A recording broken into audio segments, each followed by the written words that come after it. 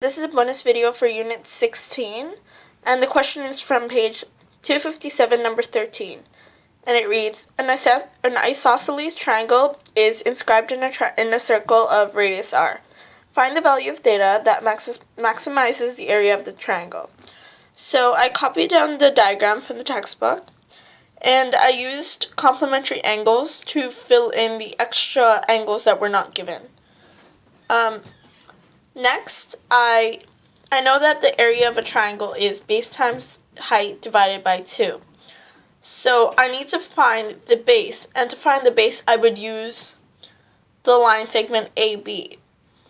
Now I can use trigonometric ratios because I know that this line is R, this is A and B, and I can find this angle because it's 180, which is the total angle measure of a triangle, minus 90 plus the 2 theta over here.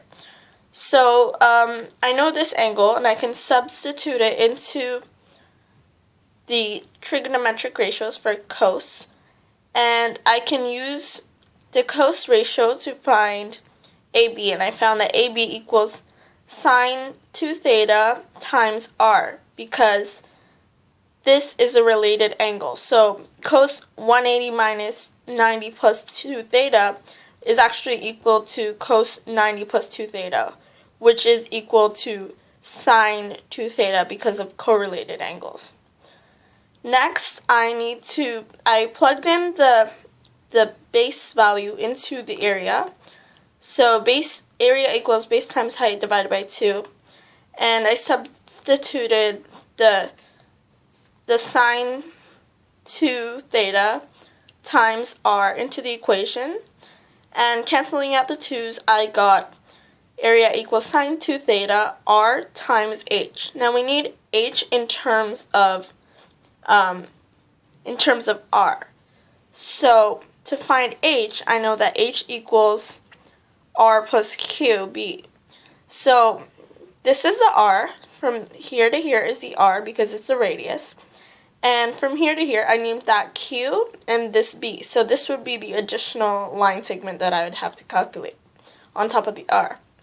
So to calculate qb, I used the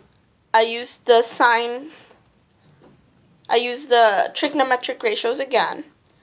So QB equals sine 180 minus 90 plus 2 theta r.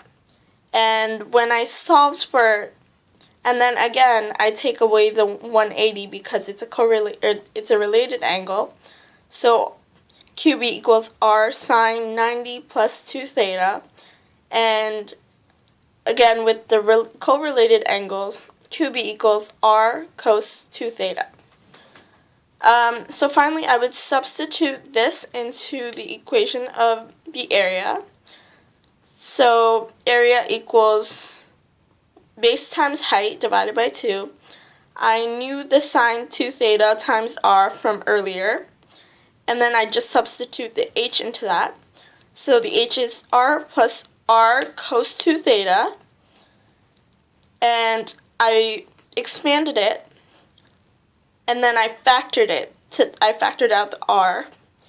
So I got sine 2 theta plus cos 2 theta sine 2 theta. So knowing that